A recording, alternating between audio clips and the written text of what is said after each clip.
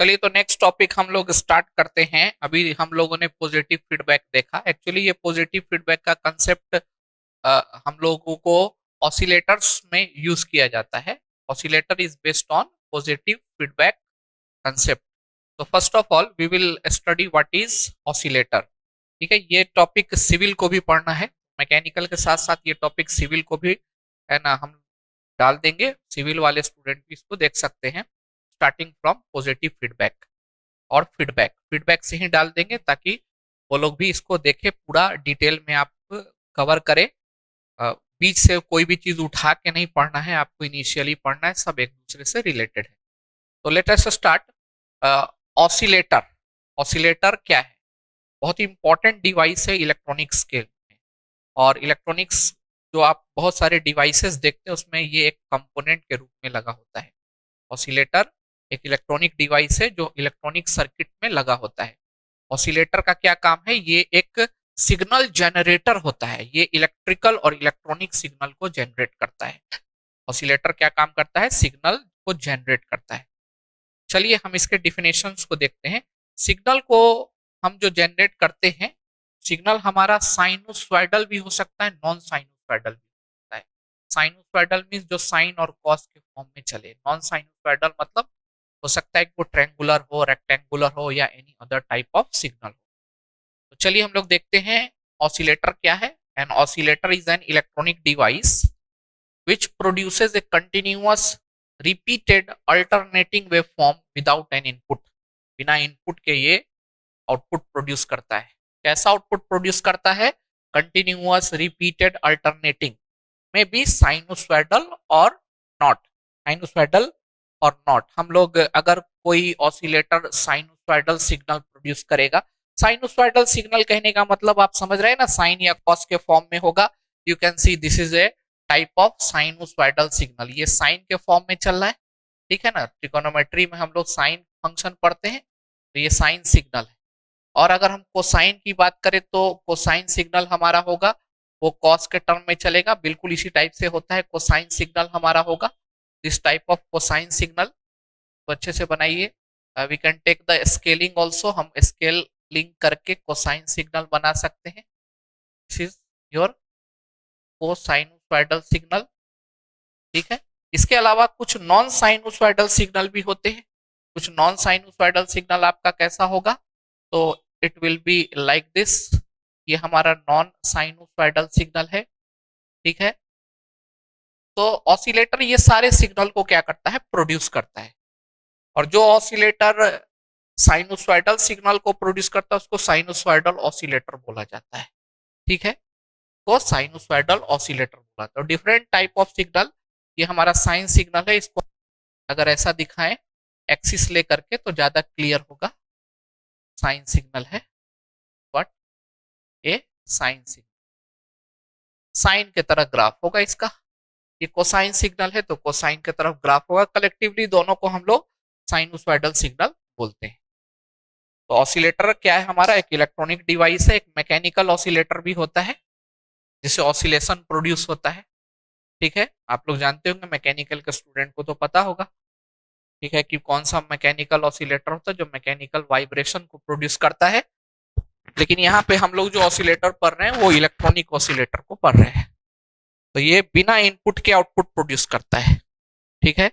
Basically ये क्या करता है आपको समझना पड़ेगा कि ये डीसी सप्लाई को किसमें कन्वर्ट करता है? अल्टरनेटिंग वेवफॉर्म में कन्वर्ट कर देता है। ये डीसी सप्लाई को अल्टरनेटिंग वेवफॉर्म में, तो ये बिना किसी इनपुट सिग्नल के आउटपुट प्रोड्यूस करता है, ठीक है ना। लेकिन ये करता क्या है कि ये unidirectional current flow from DC source. आप देखे होंगे हम लोग एम्पलीफायर बनाते हैं तो उसमें एक डीसी सोर्स लगाते हैं प्लस वीसीसी। बहुत टाइम आप देखे होंगे प्लस वीसीसी। उस प्लस वीसीसी डीसी सोर्स से ये क्या करता है कि इसको ये कन्वर्ट करता है अल्टरनेटिंग वेव फॉर्म में, and which is of the desire frequency as decided by circuit component. और सर्किट में बहुत सारे कंपोनेंट लगे होते हैं, उस कंपोनेंट से उस एसी सिग्नल के फ्रीक्वेंसी को वो डिसाइड करता है, ठीक है। तो ये डायरेक्टली रूप से किसी प्रकार का कोई इनपुट नहीं लेता है। ये क्या करता है? तो डीसी से डीसी को लेता है और उसको एसी में कन्वर्ट करता है, उसकी फ्रीक्वेंसी को अपने जो कंपोनेंट्स उसमें लगे होते हैं उसके हिसाब से डिसाइड करता है। It works on the principle of what, positive feedback. ये पॉजिटिव फीडबैक के प्रिंसिपल पे क्या करता है, वर्क करता है। अब इसके अंदर कुछ एसेंशियल एलिमेंट्स लगे होते हैं। ऑसिलेटर जब हम बनाते हैं तो कुछ एसेंशियल एलिमेंट्स लगे होते हैं, जैसे इसमें ट्रांजिस्टर और ऑपरेशनल एम्पलीफायर लगा होता है। ऑपरेशनल एम्पलीफायर के बारे में आगे आपको पढ़ना है, ऑपेम इसको बोलते हैं। तो ट्रांजिस्टर, और या तो ट्रांजिस्टर लगाएंगे नहीं तो ऑपरेशनल एम्पलीफायर लगाएंगे। ट्रांजिस्टर में हम बीजेटी भी लगाते हैं और एफईटी भी लगाते हैं, फील्ड इफेक्ट ट्रांजिस्टर भी लगाते हैं। उसके साथ साथ इसमें एक क्या होगा, फीडबैक सर्किट होगा। तो दो इंपॉर्टेंट आप देख रहे हैं इसमें इंपॉर्टेंट चीज है, एक तो फीडबैक सर्किट जिसमें रसिस्टर हो सकता है, कैपेसिटर, इंडक्टर हो सकता है, according to the type of oscillator which we are using, उसके हिसाब से उसके कंपोनेंट डिसाइड होते हैं। और एक ट्रांजिस्टर या ऑपरेशनल एम्पलीफायर जरूर लगा होगा, उसी के आउटपुट से हम फीडबैक देंगे इसी ट्रांजिस्टर और ऑपरेशनल एम्पलीफायर के इनपुट को। तो ये बेसिक रिक्वायरमेंट्स है। अब एक और इंपॉर्टेंट बात कि कोई सा भी सर्किट जो है वो हमारा क्या हो, ऑसिलेटर नहीं हो सकता। ऑसिलेटर होने के लिए उसको एक कंडीशन को फुलफिल करना पड़ेगा, जिस कंडीशन का नाम है Barkhausen criteria. Barkhausen criteria, actually इसको बार्कहाउज़ेन क्राइटेरियन बोलते हैं, क्योंकि इसमें दो क्राइटेरिया दिया गया है। तो क्राइटेरिया का प्लूरल फॉर्म क्या होगा, क्राइटेरियन। तो बार्कहाउज़ेन क्राइटेरिया जो है वो क्या कहता है, तो आपको समझना है कि कोई सा भी पॉजिटिव फीडबैक सर्किट जब तक इस बार्कहाउज़ेन क्राइटेरियन को फॉलो नहीं करेगा तब तक वो ऑसिलेटर नहीं बन सकता है। तो ऑसिलेटर बनने के लिए किसी पॉजिटिव फीडबैक सर्किट को बार्कहाउज़ेन क्राइटेरियन को क्या करना पड़ेगा, फुलफिल करना पड़ेगा। If it will not fulfill this criterion then it will not work like as an oscillator. इसलिए समझ गए। तो बार्कहाउज़ेन मतलब क्या है, बार्कहाउज़ेन एक साइंटिस्ट का नाम था जिसने दो क्राइटेरियन रखा था, और उसी क्राइटेरियन को हम लोग यहाँ पे डिस्कस करने वाले हैं।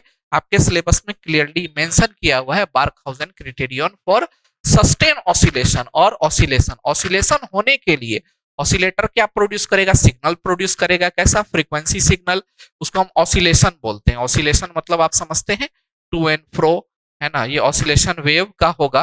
तो ये ऑसिलेशन जो वेव का होगा ये तभी होगा जब हमारा ये बार्कहाउज़ेन क्राइटेरियन को क्या करेगा, फुलफिल करेगा। चलिए तो देखते हैं क्या बार्कहाउज़ेन क्राइटेरियन क्या बोलता है। The condition which are required to be satisfied to operate positive feedback circuit. एक कंडीशन है जिस पर पॉजिटिव फीडबैक सर्किट ऑसिलेटर के तरह वर्क करे, उसी कंडीशन को, उसी क्राइटेरियन को हम लोग क्या बोलते हैं, बार्कहाउज़ेन क्राइटेरिया बोलते हैं। टू सस्टेन ऑसिलेशन, ऑसिलेशन को हमेशा मेंटेन रखने के लिए, सस्टेन करने के लिए। अगर हम ये बार्कहाउज़ेन क्राइटेरियन नहीं रखेंगे तो मेरा ऑसिलेशन सस्टेन नहीं होगा। सस्टेन कहने का मतलब कि वो या तो डाई आउट हो जाएगा या एकाएक बहुत ज्यादा बढ़ जाएगा। ठीक है, उसको आगे हम लोग डिस्कस करेंगे।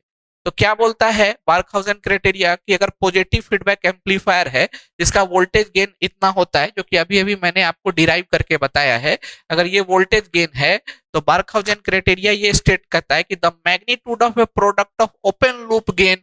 ओपन लूप गेन कहने का मतलब विदाउट फीडबैक गेन, और आप जानते हैं विदाउट फीडबैक गेन को हम लोग ए से रिप्रेजेंट करते हैं, आपने डेरिवेशन में देखा था।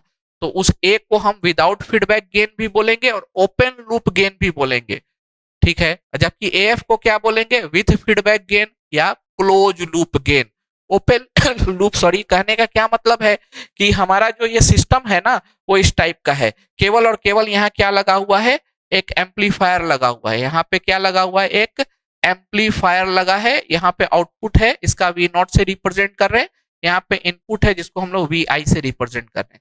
तो इसमें जो गेन हम लोग यहाँ पे दिखाते हैं वो कैपिटल ए से दिखाते हैं, and this gain is known as open loop gain, और you can say gain without feedback. लेकिन जब हम इसमें फीडबैक कनेक्ट करते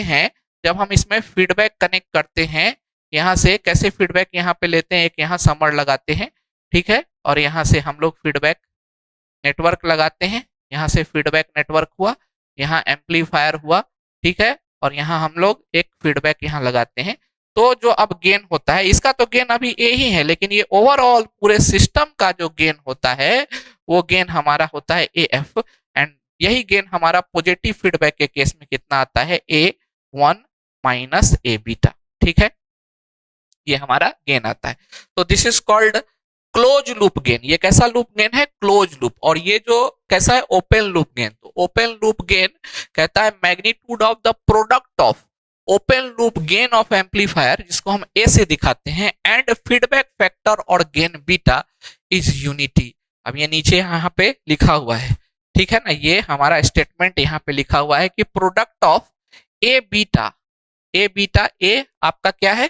आप ए जान रहे हैं, ये हमारा एम्पलीफायर का गेन है विदाउट फीडबैक, या इसको ओपन लूप गेन बोले, और बीटा क्या है? फीडबैक का गेन है, या फीडबैक फैक्टर इसको बोला जाता है। बीटा को फीडबैक फैक्टर या फीडबैक गेन बोला जाता है। इसका जो प्रोडक्ट का मैग्नीट्यूड होना चाहिए ये 1 के बराबर होना चाहिए। तो प्रोडक्ट का मैग्नीट्यूड 1 के बराबर कर दोगे तो यहाँ प्रोडक्ट का मैग्नीट्यूड 1 के बराबर कर दो तो 1 minus 1 A upon 1 minus 1 0, and then this gain will become what? Infinite. ये गेन इतना इनफाइनाइट होगा कि सिस्टम अनस्टेबल हो जाता है। ये सिस्टम क्या हो जाता है? अनस्टेबल। कोई सिस्टम का गेन बढ़ा दो वो अनस्टेबल हो जाएगा, वो सिस्टम क्या हो जाएगा? अनस्टेबल हो जाएगा। आदमी के साथ भी यही चीज होता है, ठीक है ना, आदमी के साथ भी ये होता है, उसका गेन बढ़ा दो तो देखो वो उड़ने लगेगा आसमान में, नहीं उड़ने लगता है, ठीक है। किसी आदमी के पास एकाएक बहुत ज्यादा पैसा आ जाए तो उसका गेन इंक्रीज हो गया, यू कैन से कि उसका गेन इंक्रीज हो गया तो वो आसमान में उड़ने लगते हैं, ठीक है ना, धरती पे पैर नहीं पड़ते हैं। तो वही चीज यहाँ पे है कि अगर इसमें तुम ये क्राइटेरिया को फुलफिल कर दोगे कि A beta equal to 1, then A upon 1 minus 1 and it will become 0, and the closed loop gain AF will become infinite, means the system will become unstable and it will start oscillating। वो oscillating करना शुरू कर देगा, और oscillating करना शुरू करेगा तो वो क्या करेगा? एक सिग्नल फ्रीक्वेंसी जनरेट कर रहा है। ऑसिलेशन में क्या हो रहा है? वेव का जनरेशन होता है ना। ऑसिलेशन में यही तुम पढ़े होगे कि वेव का जनरेशन होता है। सिंपल हार्मोनिक ऑसिलेशन आप पढ़े होंगे, ठीक है। उसमें आप लोग जो यूज करते हैं, कौन टोंग का यूज करते हैं, क्या यूज करते हैं, हमको याद नहीं, फिजिक्स में पढ़े थे हम, याद है। हम तो यहाँ पे इलेक्ट्रॉनिक ऑसिलेटर की बात करते हैं, है ना। फ्रॉग क्या होता है? उसको हम क्या करते हैं? खाली स्थान पे उसको क्या करते हैं? स्ट्राइक करते हैं तो वाइब्रेशन प्रोड्यूस होता है। तो वही चीज यहाँ भी है, यहाँ इलेक्ट्रिकल इलेक्ट्रॉनिक्स के केस में, वो मैकेनिकल केस में था। तो पहला बार्कहाउजेन क्राइटेरियन क्या है? ए बीटा का प्रोडक्ट क्या होना चाहिए? 1 के बराबर होना चाहिए। ए बीटा का प्रोडक्ट 1 के बराबर होना चाहिए टू सस्टेन द ऑसिलेशन। याद कर लीजिए अभी ही, क्योंकि ये आपके एग्जाम में 101% रहेगा। क्या रहेगा? बार्कहाउजेन क्राइटेरियन के बारे में लिखने के लिए। तो पहला बार्कहाउजेन क्राइटेरियन क्या बोलता है? ए बीटा का मॉड क्या होना चाहिए? Product of the magnitude of the product of A beta बराबर 1। ये पहला है। दूसरा बार्कहाउजेन क्राइटेरिया क्या बोल रहा है कि the total phase shift around a close loop. ये क्लोज लूप आप देख रहे हैं, क्लोज लूप। तो क्लोज लूप के बारे में मैंने पहले भी बताया था कि टोटल फेज शिफ्ट जो होना चाहिए इसके द्वारा और इसके द्वारा वो कितना होना चाहिए? या तो 0 होना चाहिए, या 360 होना चाहिए, या 360 का इंटीग्रल मल्टीपल होना चाहिए। Means what? ए बीटा जो कि एक क्लोज लूप गेन बना रहा है, ए बीटा क्या है? क्लोज लूप है हमारा, ये क्लोज लूप गेन है हमारा, ए और बीटा दोनों मिल करके। तो क्लोज लूप जो होना चाहिए ए बीटा, इसका जो प्रोडक्ट होना चाहिए, इसका जो फेज होना चाहिए, ये क्या होना चाहिए? 0 डिग्री होना चाहिए, या 360 डिग्री होना चाहिए, या इंटीग्रल मल्टीपल ऑफ 360 होना चाहिए। ये चीज ऊपर में मैंने लिखा है। तो ये दो कंडीशन जो पॉजिटिव फीडबैक सर्किट फॉलो करेगा वही ऑसिलेटर बन पाएगा, और अगर ये फॉलो नहीं करेगा तो वो ऑसिलेटर नहीं बन पाएगा। अच्छा, यहाँ पे कंडीशन हम यहाँ पे लेके चलेंगे कि मान लेते हैं कि अगर ये ए बीटा का मॉड जो है वो 1 के बराबर ना हो, 1 से ज्यादा हो या 1 से कम हो, तो क्या होगा? इस चीज को भी हम लोग देख लेते हैं। तो 1 तो होने पे क्या होगा? तो इसमें ऑसिलेशन सस्टेन होगा। ऑसिलेशन मतलब सस्टेन होगा। चलिए, तो इस चीज को हम लोग यहाँ पे लिखते हैं। इसको आप लोग नोट कर लीजिए, हम मिटाएंगे और वहां पे लिखेंगे इसके बारे में, ठीक है।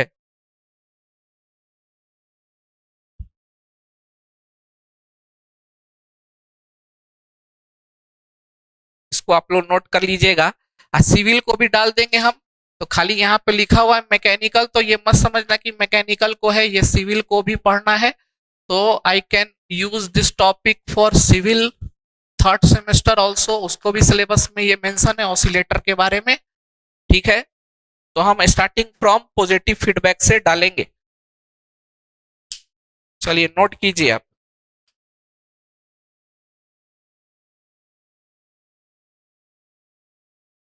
चलिए चलते हैं, हम इसको इसको मिटाते हैं, इसको हम यहाँ मिटाते, ऑसिलेटर को मिटाते हैं। तो ऑसिलेटर को बनने के लिए बार्कहाउजेन क्राइटेरिया इंपॉर्टेंट है, पॉजिटिव फीडबैक इंपॉर्टेंट है। पॉजिटिव फीडबैक सर्किट तब तक ऑसिलेटर नहीं बनेगा जब तक वो ये बार्कहाउजेन के दो क्राइटेरियन को सेटिस्फाई ना करे। सेटिस्फाई कर देगा तो बन जाएगा। चलो अब यहाँ पे कंडीशन आता है, मान लो ये ए बीटा जो है ये 1 के बराबर ना हो। ठीक है ना, हम तीनों केस लेंगे, केस 1, केस 1, ठीक है, ये बार्कहाउजेन क्राइटेरिया में ही हमारा चल रहा है। केस 1 मैंने लिया, मान लेते हैं mod A beta this should be what, less than 1।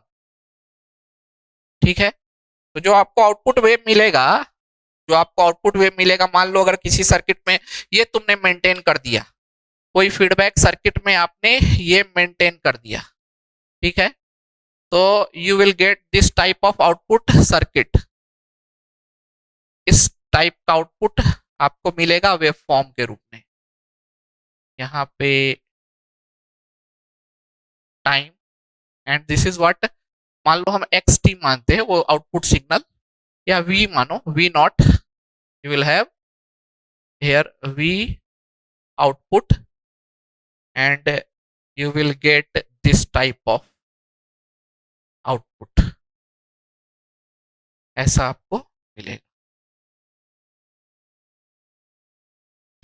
Oscillation तो होगा, ऑसिलेशन होगा, लेकिन ये ऑसिलेशन मेंटेन नहीं रह पाएगा, इसका एम्पलीट्यूड धीरे धीरे धीरे धीरे घट जाएगा। ठीक है, इस टाइप का हमको ऑसिलेशन मिलेगा।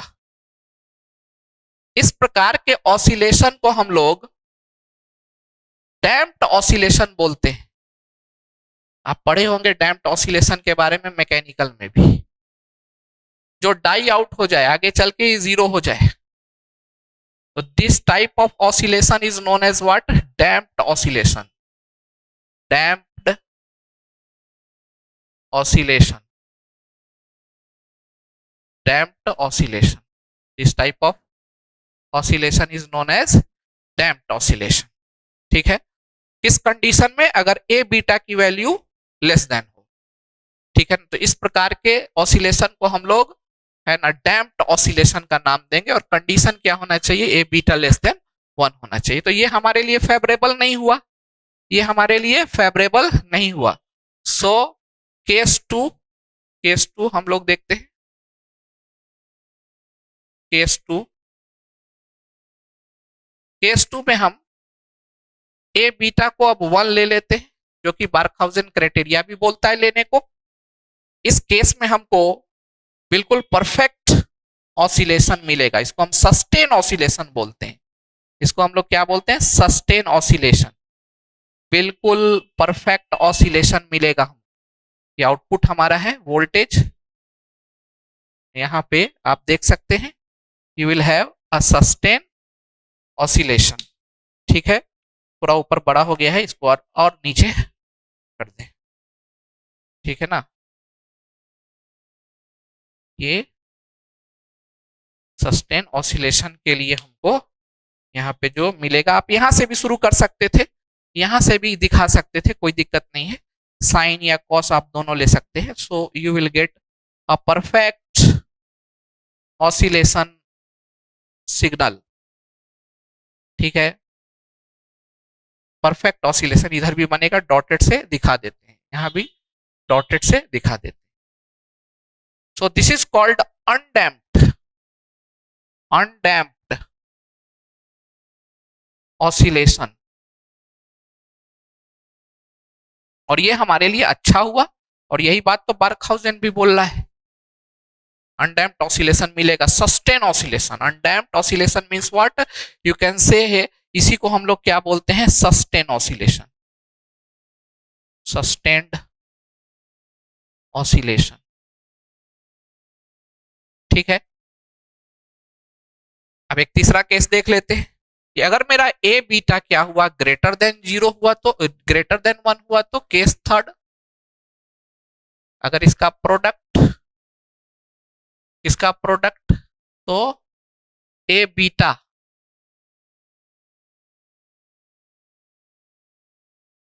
ठीक है, तो ये क्या हो जाएगा, ओवर डैम्प्ड हो जाएगा। ओवर डैम्प्ड मीन्स कहने का हमारा जो अब सिग्नल मिलेगा वो ओवर डैम्प्ड मिलेगा, इस तरह का, यहां से ऐसा।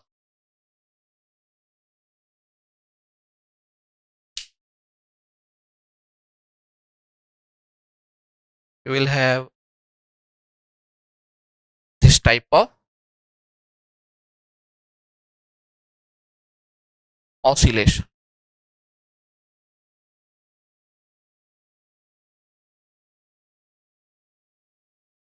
So this is what over damped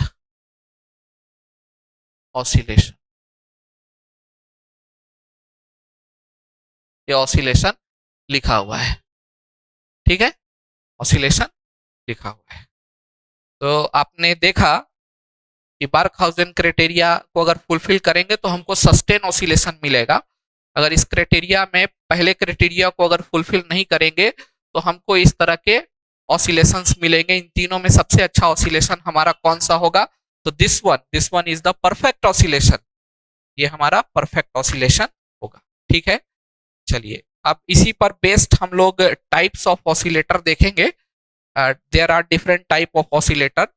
generally दो टाइप के ऑसिलेटर होते हैं, एक ऑडियो फ्रीक्वेंसी ऑसिलेटर और दूसरा क्या होता है, रेडियो फ्रीक्वेंसी ऑसिलेटर। तो हम ऑसिलेटर को क्लासिफाई कर सकते हैं on the basis of its frequency that is generated by oscillator. Frequency signal के फ्रीक्वेंसी को ध्यान में रखते हुए ऑसिलेटर का क्लासिफिकेशन हम लोग दो टाइप से करते हैं, audio frequency and radio frequency. Audio frequency oscillator जो होता है वो लो फ्रीक्वेंसी ऑसिलेटर होता है, जबकि radio frequency oscillator high frequency oscillator होता है।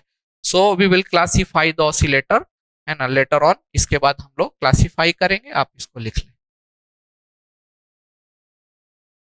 चलिए तो हम लोग क्लासिफिकेशन देखेंगे ऑसिलेटर का। यहाँ जो ऑसिलेटर है इसको फीडबैक ऑसिलेटर बोल रहे हैं, क्योंकि इसमें फीडबैक का यूज कर रहे हैं, पॉजिटिव फीडबैक का यूज कर रहे हैं। इलेक्ट्रॉनिक्स में कुछ ऐसे भी ऑसिलेटर होते हैं जिसमें फीडबैक की जरूरत नहीं पड़ती है, जैसे निगेटिव ऑसिलेटर। निगेटिव ऑसिलेटर एक ऐसा ऑसिलेटर उसमें फीडबैक की जरूरत नहीं पड़ती है, उसमें हम लोग डायोड्स का यूज करते हैं जो निगेटिव रेसिस्टेंस के प्रॉपर्टी को शो करता है। जैसे tunnel diode oscillator is a without feedback oscillator.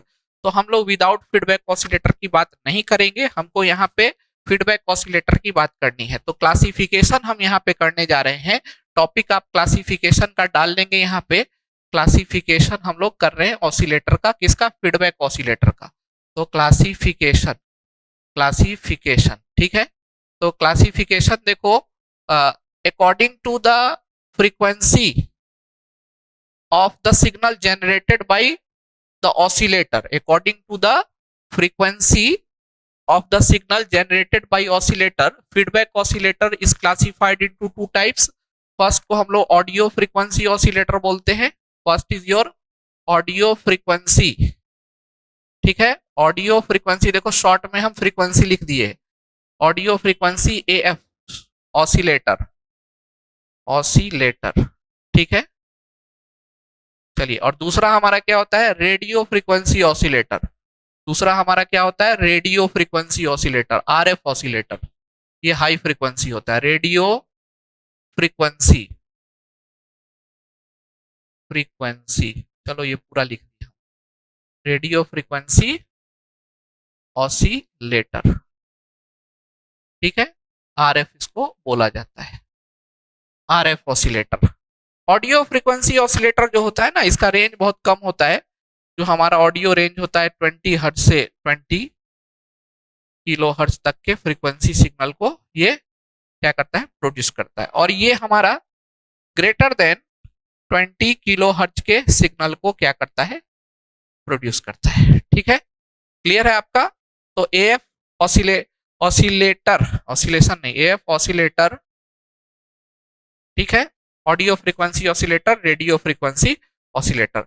Now this audio frequency oscillator is of two types, दो टाइप का होता है जनरली हम लोग यूज करते हैं। इसका नाम है आरसी फेज शिफ्ट ऑसिलेटर, जो कि आपको पढ़ना है मैकेनिकल को, सिविल को, सबको आरसी फेज शिफ्ट ऑसिलेटर।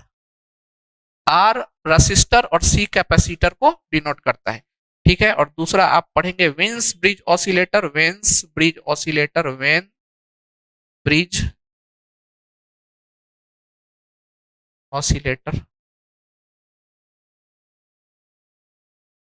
ठीक है, ये दो टाइप का होता है। These are low frequency oscillator. Audio means what? Low. Audio means what? Low. ठीक है, and radio means what? High. High. ठीक है, चलो, तो अब रेडियो फ्रीक्वेंसी ऑसिलेटर दो टाइप का होता है। एक को हम लोग बोलते हैं एलसी ऑसिलेटर, एलसी ऑसिलेटर, और दूसरा क्रिस्टल ऑसिलेटर, क्रिस्टल ऑसिलेटर। ठीक है, एलसी ऑसिलेटर और crystal oscillator. L stand for inductor, C stand for capacitor. ठीक है, अब ये एलसी ऑसिलेटर तीन टाइप का होता है। एक को हम लोग बोलते हैं हार्टले ऑसिलेटर, हार्टले ऑसिलेटर, देखो हम शॉर्ट में ऑसिलेटर लिख रहे हैं। दूसरा हमारा होता है कॉलपिट ऑसिलेटर, कॉलपिट ऑसिलेटर। तीसरा होता है क्लैप ऑसिलेटर, क्लैप ऑसिलेटर। ठीक है, तो एपोस्ट्रोफी एस हम छोड़ दिए हैं, आपको समझना है Hartley's oscillator, Colpitts oscillator, Clapp's oscillator. ठीक है, शॉर्ट में ऑसिलेटर लिख दिया। और क्रिस्टल ऑसिलेटर भी होता है, दो टाइप का होता है, एक मिलने crystal oscillator, pirate crystal oscillator. ठीक है, तो जनरली क्लासिफिकेशन हम लोग ऐसा देखते हैं। और मैकेनिकल वाले को सिर्फ दो पढ़ना है इसमें, सिविल वाले को एलसी ऑसिलेटर के बारे में भी पढ़ना है। सो मैकेनिकल के लिए ये है, दिस इज फॉर मैकेनिकल, ये दो ऑसिलेटर के बारे में पढ़ेंगे। और सिविल को एलसी ऑसिलेटर भी पढ़ना है। So I can check in syllabus, syllabus में हम चेक करके देख सकते हैं। ठीक है, module number 3 high frequency LC. अच्छा, नॉन साइनुसॉइडल टाइप ऑसिलेटर भी आपको पढ़ना है। नॉन साइनुसॉइडल टाइप ऑसिलेटर किसको पढ़ना है? सिविल को पढ़ना है। ठीक है ना, मैकेनिकल को ये केवल दो ऑसिलेटर के बारे में पढ़ना है। तो this is the broad classification of feedback oscillator. Feedback oscillator का ये ब्रॉड क्लासिफिकेशन है, आप इसको नोट डाउन कर सकते हैं। And we will start with the audio frequency oscillator, जिसमें पहला आरसी फेज शिफ्ट ऑसिलेटर होगा और दूसरा क्या होगा? वेन्स ब्रिज ऑसिलेटर होगा। ठीक है, चलिए इसको नोट कीजिए आप।